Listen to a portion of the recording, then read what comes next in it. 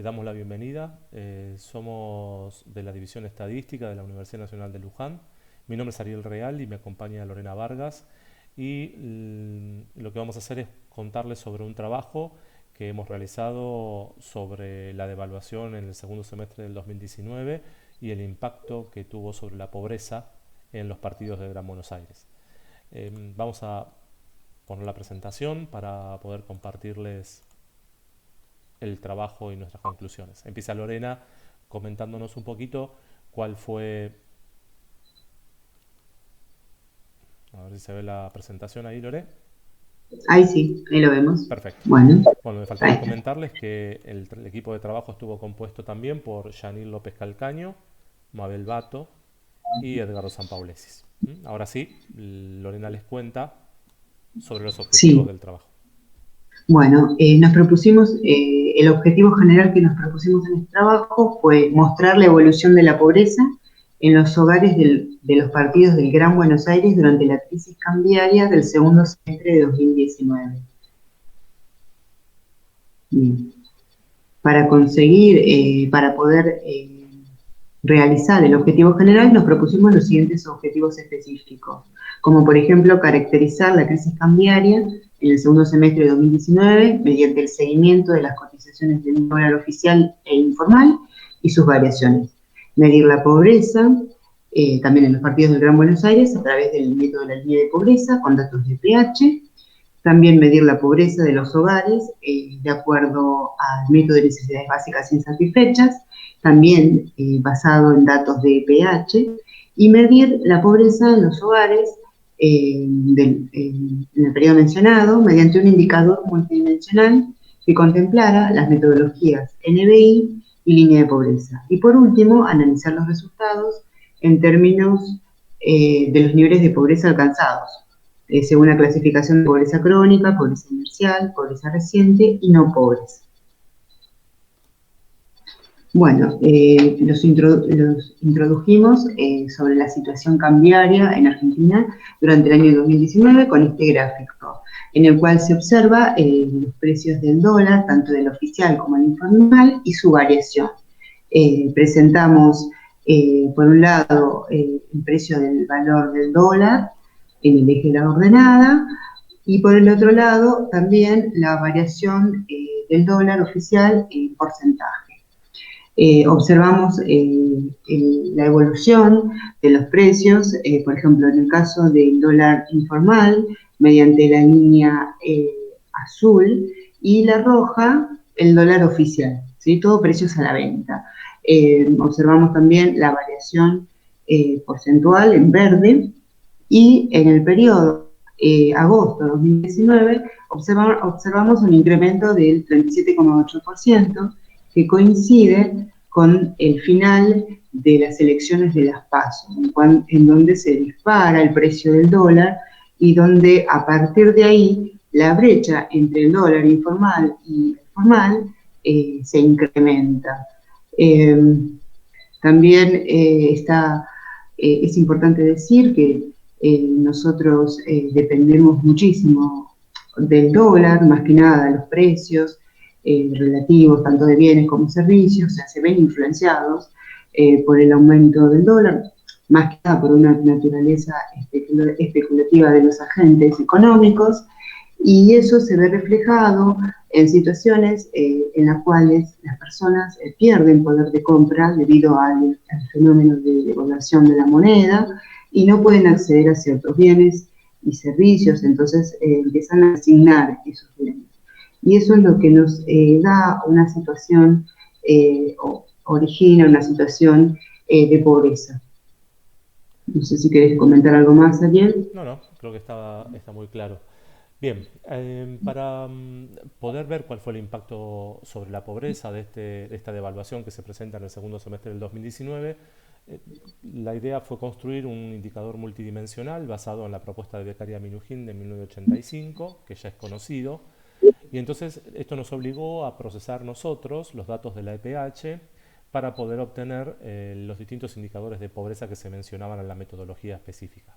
Bueno, entonces empezamos por línea de pobreza. ¿Mm? para poder procesar los datos y definir, bueno, cuáles son los hogares que están bajo la línea de pobreza. Lo que necesitamos en primer lugar es trabajar con la base de datos de individuos de PH. Con esa base estimamos los adultos equivalentes, valorizamos la canasta básica alimentaria para cada hogar, específicamente, ¿no?, en el aglomerado 33 de la PH, que corresponde a los partidos de Gran Buenos Aires. También hicimos la estimación de ingresos por hogar, para lo que fue necesario hacer un proceso de imputación de datos y se utilizó la metodología hot-tech aleatorio con estas variables auxiliares. Esto nos permitió hacer una estimación razonable del ingreso por hogar y finalmente definir cuáles eran los hogares que estaban bajo la canasta básica, bajo la línea de pobreza, ¿no? Que son aquellos hogares que alcanzan a cubrir la canasta básica total o la superan, tienen ingresos por encima de esta canasta básica, y también pudimos definir cuáles son los hogares que están bajo la línea de pobreza, que son los que no alcanzan la canasta básica alimentaria. Bien, este es el resultado obtenido para la línea de pobreza de acuerdo a nuestro procesamiento. Entonces, la línea superior corresponde a la población en los partidos del Gran Buenos Aires, la población urbana en los partidos del Gran Buenos Aires que está bajo línea de pobreza. A fines del 2019 eso alcanzaba el 48%, mientras que el 37% de los hogares eran los que estaban bajo línea de pobreza. Fíjese que durante todo el 2019 hasta el periodo del trimestre 4, estos indicadores estuvieron en ascenso. Bien, el procesamiento de NBI, o sea, la obtención de los indicadores de NBI con datos de pH, bueno, demandó de un análisis de qué variables eran las que podíamos llegar a utilizar para poder medirlo. El NBI es un indicador que generalmente se calculó con datos censales y nosotros acá lo que hicimos fue proponerlo con datos de pH. Por lo tanto, el alcance de este indicador NBI es específicamente en el aglomerado 33, o sea que en los partidos del Gran Buenos Aires, en la población urbana de esos partidos. El NBI resultante se puede ver en este gráfico. Las distintas líneas corresponden a los distintos indicadores de NBI que se miden. Cualquier hogar que tenga presencia de alguna de estas situaciones de carencia es clasificado como hogar con necesidades básicas insatisfechas, digamos. Entonces, la primera línea corresponde a situación de vivienda inconveniente.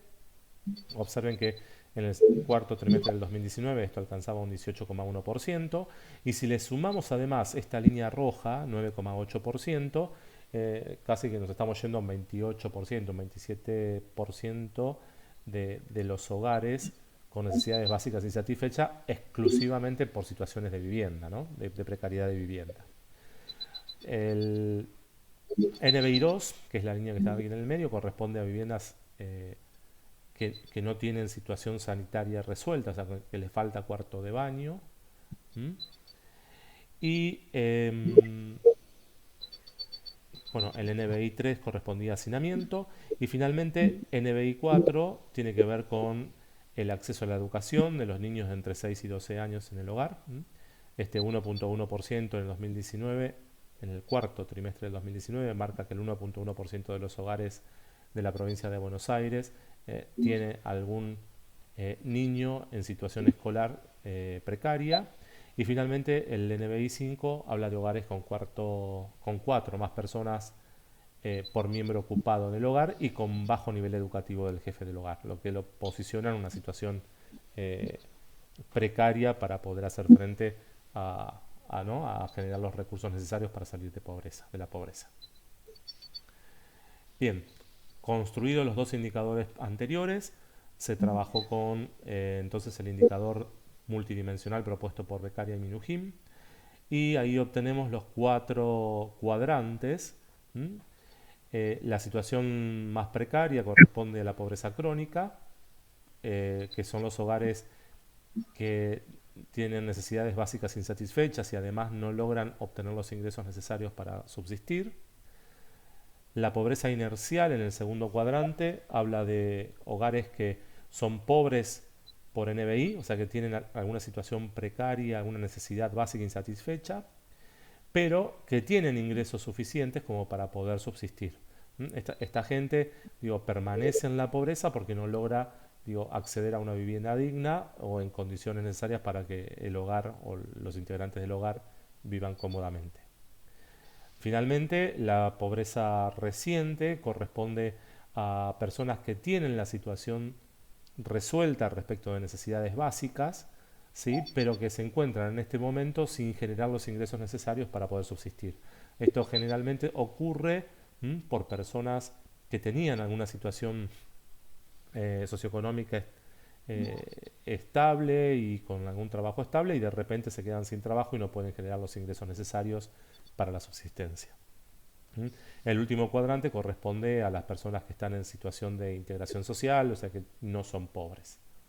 Bien, esto traducido en este gráfico nos muestra cuál es la situación de la pobreza para los hogares en las zonas urbanas de los partidos del Gran Buenos Aires en este periodo, en el trimestre 1 2019 a 1 2020.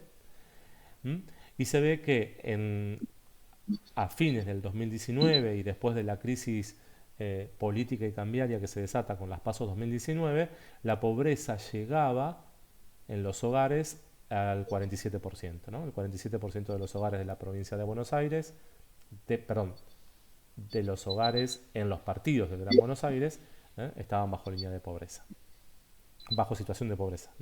Este indicador es el indicador multidimensional.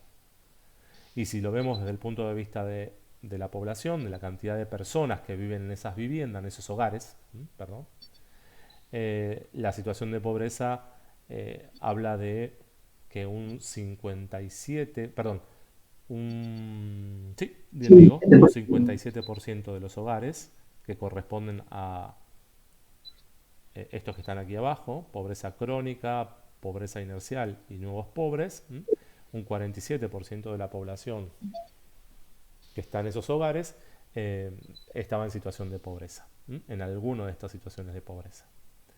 Fíjense que la evolución, ¿no?, de la pobreza durante 2019, digo, se ve que ha habido un leve crecimiento en la pobreza crónica para la población. La pobreza inercial se ha mantenido más o menos estable, si bien en el tercer trimestre del 2019 llega al 13%, vuelve a descender después de eso y se mantiene en un 9-10%.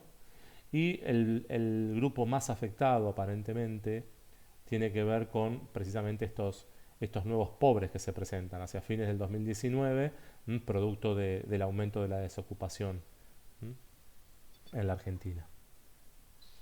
Bien, finalmente concluimos. Empezamos a Rápidamente. concluir. Bueno, primeramente, o sea, necesitamos mencionar que la medición de la pobreza requiere de un indicador sostenible en el tiempo que permita medir el efecto de las políticas destinadas tanto a erradicarla o a reducirla, o a su vez, como es en Argentina muy habitual, medir el impacto de las crisis económicas. También es interesante resaltar la combinación de las metodologías tanto de NBI y LP en el indicador multidimensional permite identificar las diferentes formas de pobreza y su evolución, más allá de lo que normalmente se mide, que es a través de ingresos, en las estadísticas de pobreza de Argentina. También es interesante resaltar que el indicador fue sensible en los periodos de crisis, pudiendo detectar aumentos de nuevos pobres en el periodo que estamos analizando y que parece ser congruente con la crisis cambiaria que mencionamos. Bien, la medición de la pobreza por el método de línea de pobreza nos arrojó que el 37% de los hogares a fines del 2019 estaban bajo la línea de pobreza.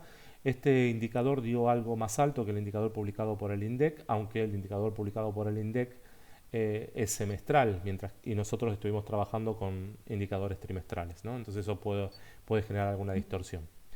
Esto significa que el 48% de las personas en los partidos del Gran Buenos Aires eran pobres porque estaban bajo la línea de pobreza, bajo esta medición de línea de pobreza. Hacia fines del 2019, el 18,1% de los hogares estaban en viviendas deficitarias, y estas viviendas deficitarias, si sumábamos la situación sanitaria precaria, llegaban a un 27,9%. Además, se presentaba la situación de hacinamiento en el 12,6% de los hogares. El indicador multidimensional de pobreza lo que logra es darnos una mirada un poquito más profunda de la situación de pobreza, y acá Lorena termina desarrollando un poquito de qué se trata. Bueno, bueno, también concluimos que durante el 2019 el 25% de la población urbana, 16% de los hogares, eh, que vivían en los partidos del Gran Buenos Aires estaban en una situación de pobreza extrema, con necesidades básicas insatisfechas y sin ingresos suficientes. No obstante, la pobreza crónica se mantuvo en ese nivel a pesar de la crisis. Con respecto a la pobreza inercial, que es caracterizada por la población con ingresos suficientes para estar por sobre la línea de pobreza, pero con problemas de vivienda, ascendía al 13% en el trimestre tercero, 2019, y luego fue estabilizándose hasta el 10%. El mayor impacto de la crisis económica del segundo semestre se dio en el aumento de los nuevos pobres, lo que veníamos charlando, el 23% de la población urbana de los partidos del Gran Buenos Aires. Si bien no estamos abordando el tema de la desocupación, los nuevos pobres son el producto de hogares que se quedan sin ingresos suficientes para cubrir los gastos alimentarios y de subsistencia. Y de alguna manera muestra el efecto de la desocupación en la crisis. Bueno, finalmente podríamos concluir que para fines de 2019, más del 55% de la población urbana de los partidos del Gran Buenos Aires habían sido alcanzados por la pobreza, en alguna de las manifestaciones planteadas en el análisis. Bueno, desde ya, muchísimas gracias.